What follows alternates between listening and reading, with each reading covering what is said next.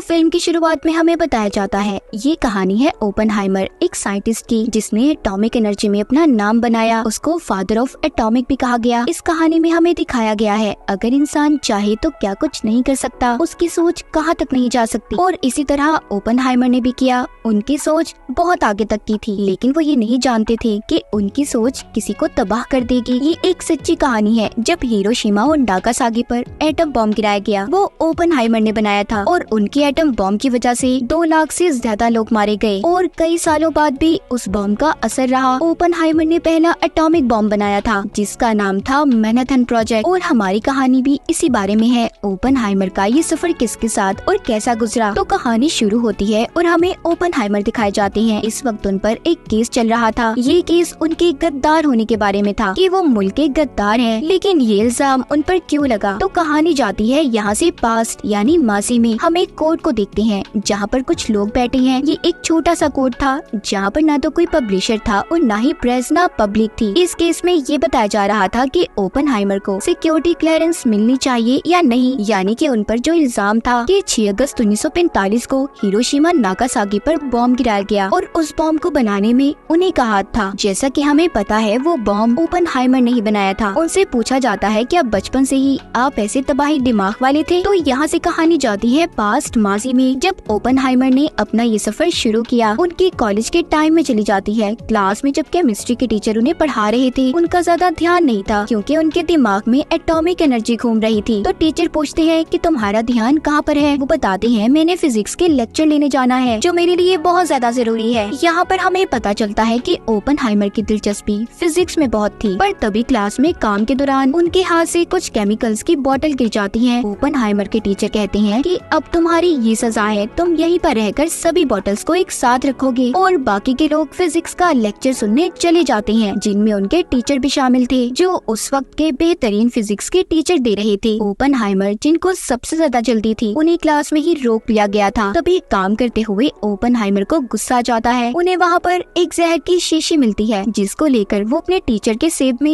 एक इंजेक्शन के जरिए भर देते हैं, क्योंकि उनके टीचर ने इन्हें सजा दी थी और जल्दी से खुद भी बारिश में भीगते हुए लेक्चर लेने पहुंच गए थे। वहाँ पर जब फिजिक्स के टीचर अपना लेक्चर खत्म कर चुके थे तो सबसे पूछते हैं क्या किसी का कोई सवाल है मेरी बातों के मुताबिक एटॉमिक एनर्जी के बारे में। तो ओपेनहाइमर उनसे सवाल पूछते हैं। ये अब उनकी किस्मत थी या फिर कुछ और। अगले दिन ओपेनहाइमर को अकेले क्लास में बुलाया जाता है जहाँ पर उस फिजिक्स के टीचर के साथ उनके अपने टीचर भी खड़े थे और जिस सेब में उन्होंने जहर मिलाया था वो उस फिजिक्स के टीचर के हाथ में था। वो ओपेनहाइमर से कहते हैं देखो तुम्हारा दिमाग मैं जान चुका हूँ बहुत तेज चलता है, फिजिक्स क्वांटम में बहुत आगे हो, मगर हाँ तुम्हारी कुछ थ्योरीज कमजोर है। मैं चाहता हूँ तुम अपनी थ्योरीज को थोड़ा मजबूत अच्छा करो। यहाँ से कहीं दूर जाकर मैं अभी भी तुम में एक काबिल आदमी देख सकता हूँ। मैं तुम्हें एक कॉलेज का नाम बताता हूँ, तुम वहाँ पर जाकर एक टीचर से मिलो। वो तुम्हें बताएंगे कि कैसे थ्योरीज को अच्छा किया जा सकता है और तुम कैसे आगे बढ़ोगे, क्योंकि उस वक्त फिजिक्स के बारे में कोई इतना अच्छा और इतना ज्यादा नहीं जानता था। ये बहुत बड़ी बात थी जो बात सिर्फ ओपेनहाइमर के अंदर नजर आती थी। उस वक्त के लोग एनर्जी, एटम बॉम्ब, इन चीजों में भी ज्यादा दिलचस्पी नहीं लिया करते थे। ओपेनहाइमर रशियन थे, मगर फिर भी फिजिक्स में दिलचस्पी की वजह से वो अमेरिका शिफ्ट हो गए थे, क्योंकि वो जानते थे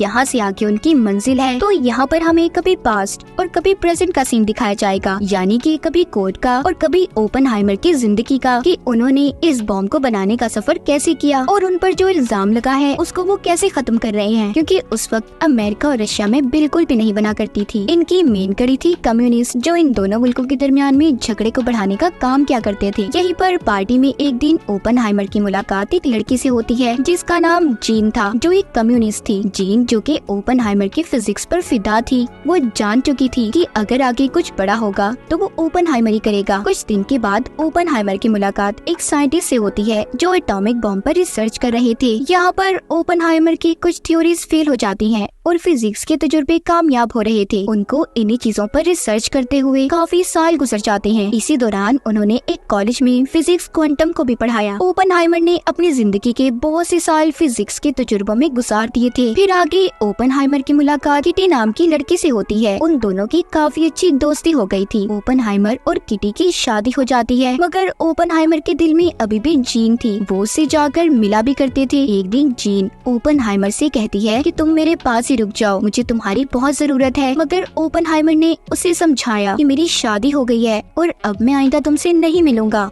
दोनों का दूर जाना ही ठीक रहेगा। एक दिन उनके ऑफिस में अमेरिकन जनरल आते हैं। वो बताते हैं कि हमें पता चला है कि रशिया में भी एटॉमिक बॉम्ब पर काम किया जा रहा है। अगर उन्होंने हमारे से पहले एटॉमिक बॉम्ब को बना लिया तो हमारा खात्मा जल्दी हो जाएगा। मैं समझता हूँ आपसे ज्यादा अच्छा एटॉमिक एनर्जी के बारे में कोई नहीं जानता, इसलिए मैं चाहता हूँ आप हमारे लिए एक ऐसा बॉम्ब बनाएं। मगर इस काम के लिए ओपनहाइमर बताते हैं कि हमें इस बॉम्ब को पूरा करने के लिए बहुत सारे साइंटिस्ट, एक बड़ी जगह और बहुत सारे पैसों की जरूरत है। सब चीजों का बंदोबस्त कर लिया गया था। इस काम के लिए एक बहुत बड़ी जगह ली जाती है, एक शहर बसाया जाता है। ओपनहाइमर ने साइंटिस्ट की टीम को भी जमा कर लिया था। साथ ही वहाँ पर उनकी फैमिलीज भी शिफ्ट हो गई थी, क्योंकि ये काम कुछ सालों तक चलना था। यहीं पर ओपनहाइमर के पास एक साइंटिस्ट आता है जो अपने क्वेश्चंस के चलते बताता है कि ये काम बहुत खतरनाक है। अगर एटॉमिक एनर्जी का इस्तेमाल करते जरा सी भी गलती हुई तो एक ब्लैक होल बन सकता है जो इर्द गिर्द के एरिया को तबाह कर देगा। तो अब इस बात का पता करने के लिए ओपनहाइमर एल्बर्ट आइंस्टाइन के पास जाते हैं। उनका भी कहना यही था कि अगर तबाही हुई तो एक बड़े पैमाने पर होगी। यहाँ से सीन दोबारा कोर्ट का दिखाया जाता है, जहाँ पर यही बातें चल रही थी। ओपनहाइमर से सवाल जवाब किए जा रहे थे कि तुमने इतनी बड़ी तबाही को अपने सिर क्यों लिया। तो किसी का यहाँ पर ये कहना था कि ये एटम बॉम्ब हम लोगों के लिए बनाना जरूरी था। अगर हम ऐसा ना करते तो दुश्मन मुल्क हमें तबाह कर देता। सीन दोबारा से पास्ट यानी माजी का दिखाया जाता है, जहाँ पर इस बॉम्ब को बनाने के लिए इन्हें 4 साल लगे थे, बहुत से लोगों की मेहनत और ढेरों पैसे। इसी बीच ओपनहाइमर को ये भी खबर मिलती है कि जीन की मौत हो गई है, जिसका उन्हें बहुत दुख हुआ था, क्योंकि जीन ने इन्हें कहा था कि मुझे तुम्हारी जरूरत है तो मेरे साथ ही आकर रहो। ये वक्त ओपनहाइमर के लिए बहुत मुश्किल था। एटम बॉम्ब बनने वाला था और जीन की मौत का सदमा इनके दिल में था, मगर फिर भी इन्होंने हिम्मत से काम लिया और अपने काम को जारी रखा। तभी यहाँ पर वही साइंटिस्ट जिसने ब्लैक होल के बारे में बताया था, इन्हें हाइड्रोजन के इस्तेमाल का मशवरा देता है, जो कि एटॉमिक एनर्जी से 1000 गुना ताकतवर है। तब ओपनहाइमर इस बात पर बहुत सोचते हैं। उन्हें ये बात समझ आ गई थी कि अगर उन्होंने हाइड्रोजन का इस्तेमाल करके बॉम्ब को बनाया तो बाकी के मुल्क भी ऐसे बॉम्ब को बना सकते हैं, और अगर कभी वर्ल्ड वॉर 3 या इनके मुल्कों के दरमियान में तीसरी जंग छिड़ गई तो सब कुछ तबाह हो जाएगा, पूरी दुनिया धूल में उड़ जाएगी। इसीलिए वो हाइड्रोजन के इस्तेमाल से मना कर देते हैं, मगर हाँ उस साइंटिस्ट से ये वादा करते हैं कि वो आने वाले कल में उससे जरूर मशवरा लेंगे। इनका बॉम्ब पूरा हो चुका था, जिसको अब टेस्ट किया जाना था। पहले टेस्ट में ही बहुत बड़ा धमाका होता है, इतना बड़ा कि इनके सर से टोपियां तक उछल गई थी। अब अगला काम ये था कि इस बॉम्ब को गिराना किस पर है, इसलिए ये कानून इन्होंने अपने प्रेसिडेंट से पास करवाना था। इस वक्त रशिया भी